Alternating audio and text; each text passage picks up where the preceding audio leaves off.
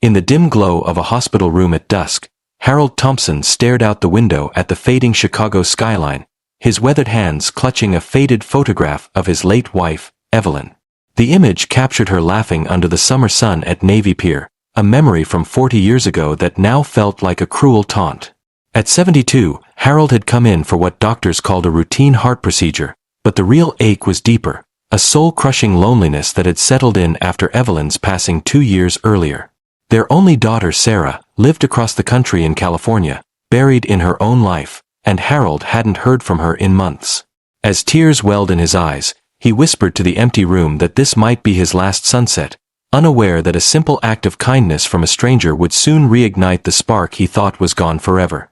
The next morning, Emily Carter began her shift at Mercy General Hospital with her usual quiet determination. A 35-year-old nurse with a warm smile and eyes that seemed to hold endless patience, Emily had grown up in a small Illinois town where helping neighbors was second nature. She had chosen nursing after watching her grandmother battle cancer, vowing to bring light to those in darkness. Assigned to Harold's floor, she entered his room to check his vitals, noticing immediately the way he avoided eye contact, his breakfast tray untouched. "Good morning, Mr. Thompson," she said softly. "How are you feeling today?"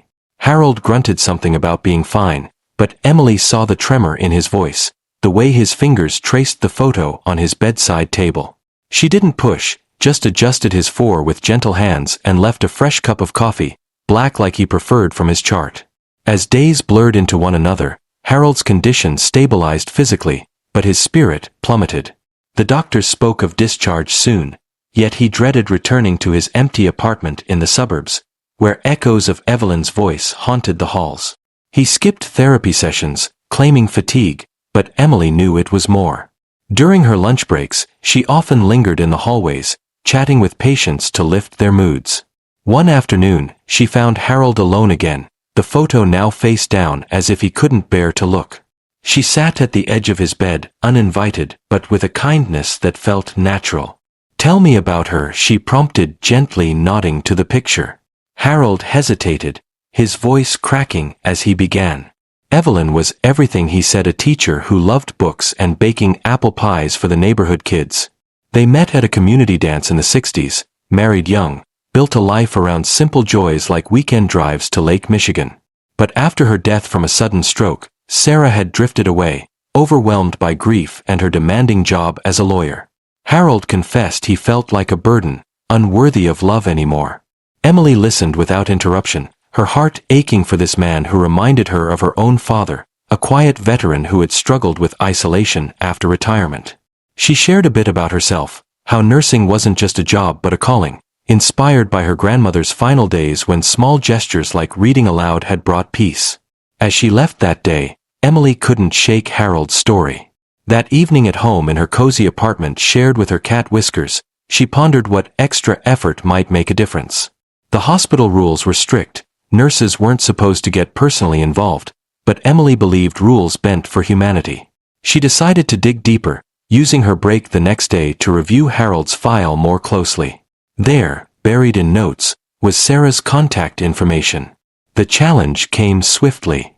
Emily called Sarah anonymously at first, pretending to be a hospital administrator confirming details. Sarah's voice was clipped, stressed from court cases and single parenting her 2 young boys. "Dad's fine, right?" she asked. "I can't fly out now, things are hectic here." Emily persisted, gently explaining Harold's emotional state without breaching confidentiality. "He's mentioned you often," she said, "and I think hearing from you could mean the world." Sarah paused, her tone softening as memories flooded back, of family barbecues in the backyard, Harold teaching her to ride a bike. But doubt crept in. She admitted feeling guilty for not visiting, fearing it would reopen wounds. Emily reassured her that kindness wasn't about perfection but showing up, even imperfectly. By the call's end, Sarah promised to think about it, but Emily sensed hesitation. Back at the hospital, Harold's mood darkened further. An unexpected complication arose, a minor infection delaying his discharge, amplifying his despair. He snapped at the staff one morning, refusing medication, declaring he was done fighting. Emily entered amid the tension, her colleagues whispering about his stubbornness. Instead of scolding, she pulled up a chair and shared a story from her life. My grandma was like you once, she said, ready to give up during chemo. But a nurse snuck in her favorite jazz records one night, and they danced in the room just swaying to the music. It wasn't a cure, but it reminded her life had rhythms worth holding on to. Harold's eyes met hers for the first. Why do you care so much, he murmured. Because everyone deserves a reminder they're not alone, Emily replied simply. That twist of compassion sparked Emily's bold plan. Knowing Harold's love for Navy Pier from his stories, she rallied a few trusted colleagues during off hours. They couldn't take him there physically yet, but why not bring the pier to him? Emily spent her evenings scouring thrift shops for mementos, a vintage postcard of the Ferris wheel, a bag of caramel popcorn like Evelyn used to buy, even a small model sailboat evoking Lake Michigan's waves. She convinced the hospital's activity coordinator to bend rules for a morale boost. Meanwhile, she texted Sarah updates, urging her to join virtually if not in person. Sarah, moved by Emily's persistence, booked a last-minute flight, her heart pounding with a mix of fear and hope. The emotional peak arrived on a rainy Friday. Harold woke to his room transformed, string lights mimicking the pier's glow, the scent of popcorn filling the air, soft wave sounds playing from a speaker. Emily stood there with a tray of pie she had baked herself, apple like Evelyn's recipe Harold had described. What's all this? He asked, bewildered. A little piece of home, she answered as nurses gathered smiling. Then the door opened, and Sarah walked in, eyes brimming with tears. Dad, she whispered, rushing to his side. Harold's face crumpled in disbelief, then joy, as they embraced for the first time in years. Emily stepped back, watching the reunion unfold, Sarah sharing photos of her boys, Harold laughing through tears about old family tales.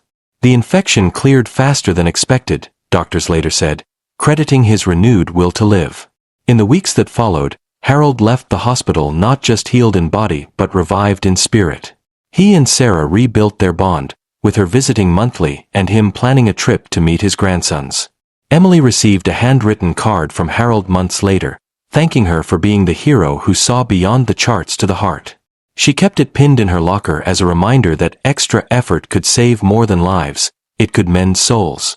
This true story of Emily's kindness shows us that in a world full of hurry and hardship, a single act of going beyond can light up the darkest corners of someone's life. It's a call to all of us to notice those around us, to listen deeply, and to offer that extra hand when it matters most. If this tale touched your heart and reminded you of the power of compassion, please give it a like, subscribe to Pure Kindness Stories for more uplifting narratives, and share it with someone who needs a boost today. Together, we can spread hope one story at a time.